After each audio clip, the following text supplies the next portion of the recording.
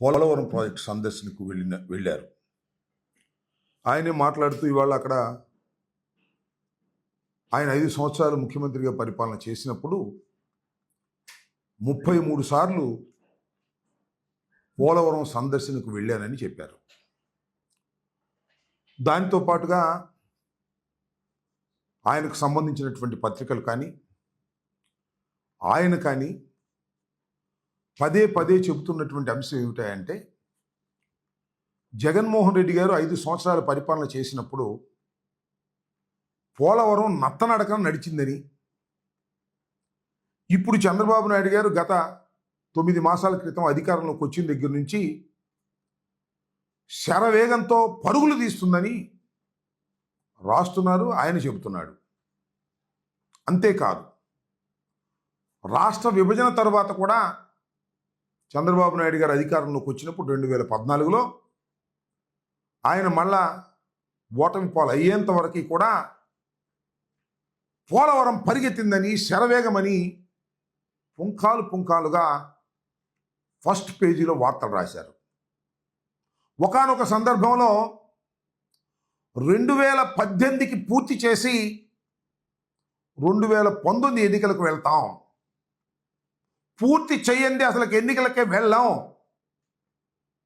చంద్రబాబు నాయుడు గారు అపర భగీరథుడు అని ప్రజల చేత అనిపించుకుని వెళ్తాం అని గొప్పలు చెప్పారు అప్పుడున్నటువంటి ఇరిగేషన్ శాఖ మంత్రి గారు. సరే, మళ్ళా ఇప్పుడు ఆయనకు అవకాశం వచ్చింది చంద్రబాబు నాయుడు గారికి. సరే, ఆయన 2007కి పూర్తి చేసేస్తాం అని మాట మాట్లాడారు. సరే, ఆయన మేము ఇప్పుడు పూర్తి చేస్తాం, అది చేస్తాం, ఇది చేస్తాం అని ఆయన గొప్పలు చెప్పుకుంటే అది వేరే అంశం. కానీ జగన్మోహన్ రెడ్డి గారి ప్రభుత్వం మీద బురదలేటటువంటి కార్యక్రమాలు అవకాశం దొరికినప్పుడల్లా చేస్తున్నారు. దానిలో కూడా ఈ పోలవరాన్ని ఉపయోగించుకొని అనేక సందర్భాల్లో చంద్రబాబు నాయుడు గారు మాట్లాడుతున్నారు. ఆయన ఏమంటారంటే 2019 తర్వాత ప్రజలు మమ్మల్ని దించేశారు, కానీ మమ్మల్ని మళ్ళా తిరిగి అధికారంలోకి తీసుకొచ్చినట్టయితే 2020కే మేము పోలవరాన్ని పూర్తి చేసేవాళ్ళం అని అంటున్నాడు. ఇందాకే పోలవరంలో మాట్లాడుతూ 2018కి పూర్తి చేస్తానని చెప్పాడు. 2019లో మళ్ళీ తిరిగి ఆయన అధికారంలోకి తీసుకొచ్చినట్టయితే 2021 కల్లా పూర్తి చేసేవాడట. ఇప్పుడంతా కూడా జగన్మోహన్ రెడ్డి గారు 5 సంవత్సరాల పరిపాలనలో విధ్వంసం చేసేశారట, పోలవరాన్ని సర్వనాశనం చేసేశారట. అప్పుడప్పుడు అంటున్నాడు కదా, రాష్ట్రంలో కూడా 14 లక్షల కోట్ల రూపాయలు అప్పు చేసి రాష్ట్రాన్ని సర్వనాశనం చేశారు అని. చివరికి లెక్కలు చూస్తేనేమో 6,000 కోట్లు. పచ్చి అబద్ధాలు, పచ్చి అసత్యాలు చెప్పి జగన్మోహన్ రెడ్డి గారి మీద బురదలాలనేటువంటి కార్యక్రమాన్ని చేస్తున్నారు. అదే పద్ధతిని ఇవాళ చంద్రబాబు నాయుడు గారు పోలవరంలో కూడా అదే పద్ధతిని అనుసరిస్తూ ఉన్నారు. చంద్రబాబు నాయుడు గారు 4వసారి ప్రమాణ స్వీకారం చేసిన తర్వాత ఒకసారి వెళ్ళాడు, మళ్ళీ ఇప్పుడు వెళ్ళాడు. పచ్చి అబద్ధాలు చెప్పేటటువంటి కార్యక్రమం చేస్తున్నారు. నేను అనేక సందర్భాల్లో ఇంతకు ముందు కూడా ప్రశ్నించా చంద్రబాబు నాయుడు గారిని, ఇప్పుడు కూడా అదే మళ్ళా ప్రశ్నిస్తా. ఎందుకంటే మళ్ళా చంద్రబాబు నాయుడు గారు అవే మాటలు చెబుతున్నారు కాబట్టి. నేను ఒక్క విషయాన్ని గౌరవనీయులైనటువంటి చంద్రబాబు నాయుడు గారిని, రాష్ట్ర ముఖ్యమంత్రి గారిని, 4వసారి ముఖ్యమంత్రిగా ప్రమాణ స్వీకారం చేసినటువంటి అనుభవశాలి, ది టాలెస్ట్ పర్సనాలిటీ అని చెప్పుకుంటారు, చాలా పెద్ద మనిషి అని చెప్పుకుంటారు. ఆయన్ని నేను ఒక్క ప్రశ్న ఈ సందర్భంగా అడగదలుచుకున్నా. ఆయన ఏమంటారంటే, జగన్మోహన్ రెడ్డి గారంట 5 సంవత్సరాల అధికారంలో ఉన్నప్పుడు పోలవరం నిధులను రాష్ట్ర ప్రభుత్వానికి మరలించారట. ఈ మాట మాట్లాడుతున్నాడు. పెద్ద మనిషి, అబద్ధాల్లో చాలా పెద్ద మనిషి, నిజాల్లో నాకన్నా చిన్న మనిషి. ఎందుకు చెప్తున్నానంటే, పోలవరం ప్రాజెక్టుకు కేటాయించినటువంటి నిధులను జగన్మోహన్ రెడ్డి గారు డైవర్ట్ చేశారు అనేటువంటి మాట మాట్లాడుతున్నారు. అయ్యా చంద్రబాబు నాయుడు గారు, ఈ విషయాన్ని మీరు నిరూపిస్తే నీకు సెల్యూట్ చేస్తా. ఆ సెల్యూట్ కాదు, సాష్టాంగ ప్రమాణం చేసి నీకు దండం పెడతా. ఎందుకంటున్నానంటే ఇంత ఘాటుగా అసలు చంద్రబాబు నాయుడు గారు ఈ ప్రాజెక్ట్ ఎందుకు తీసుకున్నాడండి నాకు అర్థం కాలేదు.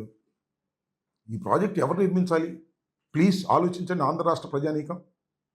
ఇది ఆంధ్ర రాష్ట్ర ప్రజల చిరకాల కోరిక. ఒక విధంగా చెప్పాలంటే స్వప్నం. రాజధాని స్వప్నం కాదు, అమరావతి స్వప్నం కాదు, కానీ పోలవరం ప్రాజెక్ట్ అనేది చిరకాల స్వప్నం. ఆ స్వప్నాన్ని ఈయనే తీర్చడానికి వచ్చినట్టుగా మాట్లాడతాడు. ఆయన ముఖ్యమంత్రిగా ఉన్నప్పుడు 10 సంవత్సరాలు 9 సంవత్సరాలు దీని గురించి ఆలోచించాల. రాజశేఖర రెడ్డి గారు వచ్చి ఫౌండేషన్ స్టోన్ వేసి అన్ని పర్మిషన్స్ తీసుకొస్తే ఇవాళ అది నా కలల పంట అని కోసేస్తాడు సొరకాయలు వెళ్ళే. నేను అడుగుతా ఉన్న, రాష్ట్రం విడిపోయింది. విడిపోయినప్పుడు కేంద్ర ప్రభుత్వం ఈ పోలవరం ప్రాజెక్టు మీ కల కాబట్టి హైదరాబాద్ను మీరు కోల్పోయిన పోలవరం ప్రాజెక్టును పూర్తి చేసి మీకు మేము ఇచ్చే బాధ్యత మాది, అనా పైసలతో సహా మాదే ఖర్చు అని చెప్పారే. ఏమండి చంద్రబాబు నాయుడు గారు, మీరు ఎందుకు తీసుకున్నారు? మీరు ఎందుకు కట్టాలనుకున్నారు? రాష్ట్ర ప్రభుత్వానికి ఏమి సంబంధం?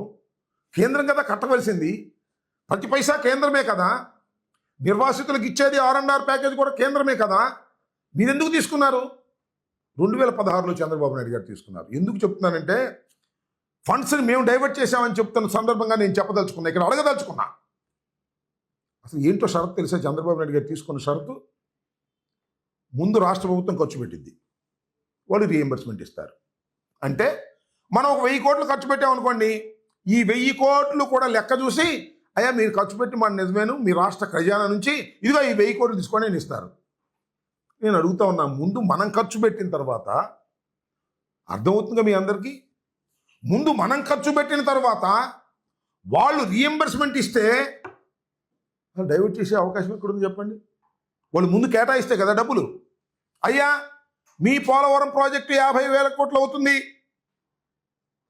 ఇదిగో ఈ 50,000 కోట్లు మీకు మేము ఇస్తున్నామంటే కదా మనం డైవర్ట్ చేసేది.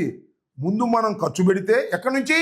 రాష్ట్ర ఖజానా నుంచి ఖర్చు పెడితే ఆ ఖర్చు పెట్టిన డబ్బులు నిజంగా ఖర్చు పెట్టారా లేదా అని Polavaram project authority CWC check చేసి అప్పుడు మనకు డబ్బులు ఇస్తారు. ఎట్టా చంద్రబాబు నాయుడు గారు అసలు ఇట్లా ఆ ఫండ్స్ని డైవర్ట్ చేయడానికి ఎక్కడ అవకాశం ఉంటుంది చెప్పండి? ముందు మనం ఖర్చు పెడితే వాళ్ళు డబ్బులు ఇస్తే అర్థం కావట్లేదా సామాన్యులకి? ఇలాంటి పచ్చి అబద్ధాలు ఇవాళ పోలవరం వెళ్ళి చెబుతున్నాడు చంద్రబాబు నాయుడు గారు.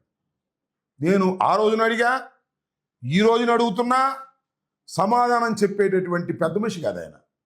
సమాధానం చెప్పకోకుండా తప్పుకుపోయేటటువంటి అతి చిన్న మనిషిగా నేను భావిస్తున్నాను. అదేమిటంటే కేంద్రం నిర్మించవలసింది రాష్ట్రానికి ఏమి సంబంధం? ఒకటి. రెండో పాయింట్, ఇప్పుడండి మీరు కేంద్రం దగ్గర నుంచి ఒప్పించారు, మీరు 14లో అధికారంలోకి వచ్చారు, ప్రమాణం చేశారు, స్వీకారం తీసుకున్నారు, ముఖ్యమంత్రి అయ్యారు. ఎప్పుడు కేంద్ర ప్రభుత్వం అంగీకరించింది రాష్ట్ర ప్రభుత్వం అయ్యా నువ్వే కట్టుకోమని? 2016లో ఒప్పుకుంది. ఎందుకు ఒప్పుకుంది? నువ్వు వెళ్ళి బతిలాడితే ఒప్పుకుంది, నువ్వు కాళ్ళ పడితే ఒప్పుకుంది. అయ్యా మేమే కట్టుకుంటాం సార్, డబ్బులు మీరేవ్వండి, ముందు మేము డబ్బులు ఖర్చు పెడతాం రాష్ట్ర ప్రభుత్వం, తర్వాత మీరిద్దరు. ఎందుకు ఇవన్నీ? నీ సొంత కాంట్రాక్ట్ దారులకు దోచి పెడదామని తప్ప ఏమన్నా ఉందా అని అడుగుతా ఉన్నా. సరే తీసుకున్నావు పో. నేను ఇవాళ చెప్పదలుచుకున్నా, చంద్రబాబు నాయుడు గారు పదే పదే అసత్యాలు చెప్తున్నారు కాబట్టి పోలవరం డ్యామ్ దగ్గరికి వెళ్ళి, ప్రాజెక్ట్ దగ్గరికి వెళ్ళి నేను అడుగుతా ఉన్నా, 2016లో తీసుకున్నప్పుడు ఏ రేట్ల మీద తీసుకుంటారండి? 2013, 14 రేట్లతో ప్రాజెక్ట్ మేము పూర్తి చేస్తామని ఒప్పుకుంటారా? జ్ఞానం ఉన్నవాడు చేస్తాడా? సీనియర్ నాయకుడు చేస్తాడా? రాష్ట్ర ప్రజల యొక్క బాగోగులు కావాలనుకునే వాళ్ళు చేస్తారా? పోలవరం ప్రాజెక్టును శరవేగంతో ముందుకు తీసుకువెళ్ళాలనుకునే వాళ్ళు చేస్తారా? 16లో నువ్వు ప్రాజెక్టును మేము కడతామని ఒప్పందం చేసుకుంటూ 13, 14 రేట్లతోనే మేము పూర్తి చేస్తామని ఒప్పుకున్నామంటే ఏం ఇంట్రెస్ట్ నీకు? నీకు పోలవరం మీద ఇంట్రెస్టా? కాదు. పోలవరం కాంట్రాక్టర్ల మీద ఇంట్రెస్ట్, పోలవరం కాంట్రాక్టర్లకు ఇచ్చే కమిషన్ల మీద ఇంట్రెస్ట్. నేను మనవి చేస్తున్నా, చంద్రబాబు నాయుడు గారు అధికారంలోకి వచ్చిన తర్వాత ఏమున్నారు, టాల్ స్ట్రాయ్ కంపెనీ ఉంది, అప్పటికే కాంగ్రెస్ ప్రభుత్వంలో వచ్చినటువంటి ట్రాన్స్ట్రాయ్ కంపెనీ వాళ్ళు ఏం చేశారంటే చంద్రబాబు నాయుడు గారు అధికారంలోకి రాగానే వాళ్ళకి అర్జీ పెట్టుకున్నారు. అయ్యా 13-16 వరకు వాళ్ళే చేశారు. అది స్లోగా నడిచింది. ఎందుకంటే విభజన వ్యవహారాలు ఇవన్నీ ఉన్నాయి కదా, రాష్ట్ర ప్రభుత్వం డబ్బులే రాజశేఖర రెడ్డి గారు పెట్టినటువంటి కార్యక్రమాల వల్ల నడిచింది. అప్పుడు ఏం చేశారంటే వాళ్ళు మాకు ఈ రేట్లు కుదరలేదండి, మీరు 15-16 రేట్లు ఇవ్వండి అని అడిగారు. ఒక అప్లికేషన్ పెట్టుకున్నారు. ఎవరు? Transstroy company. నీకు వారికి సంబంధాల తర్వాత ఏర్పడ్డాయి. మీ అందరికీ తెలుసు కదా ట్రాన్స్ట్రాయ్ కంపెనీ ఎవరిదో. చంద్రబాబు నాయుడు గారి పార్టీ తరపున నిలబడ్డారు. అంతకుముందు కాంగ్రెస్ అయినా ఆయనకి అది పెట్టుకుంటే ఓకే శాంక్షన్ ఆయన ఇచ్చేశాడు. ఇది ఈపీసీ నిబంధనలకు వ్యతిరేకం. సుమారుగా 1,332 కోట్ల రూపాయలు లబ్ధి చేకూర్చే విధంగా ఇచ్చారు. అయిపోయింది, వాళ్ళతో అయిపోయింది కదా. తర్వాత మళ్ళీ టెండర్ పిలుద్దాం ఉన్నట్లు తీసేసి కుదరలా మన నవోగా కంపెనీ తీసుకొచ్చారు. అది కూడా మీ బంధువులే. దానికి నామినేషన్ మీద ఇచ్చేశారు. ఇవాళ అంటున్నారు కదా మేము కాంట్రాక్టులు తీసేసి రివర్స్ టెండరింగ్ పెట్టి నష్టం చేసామని. నవోగా కంపెనీకి ఇచ్చేశారు మొత్తాన్ని. ఇలా కేవలం తనకు సంబంధించిన కాంట్రాక్టర్లకు కట్టబెట్టడం కోసమే డబ్బులు పోలవరం ప్రాజెక్టును సర్వనాశనం చేసినటువంటి వ్యక్తి నారా చంద్రబాబు నాయుడు గారు. ఇది నా గుండె లోతుల్లో నుంచి చెప్తున్నాను తప్ప రాజకీయంగా చెప్పలేదని మనం చేస్తున్నాం.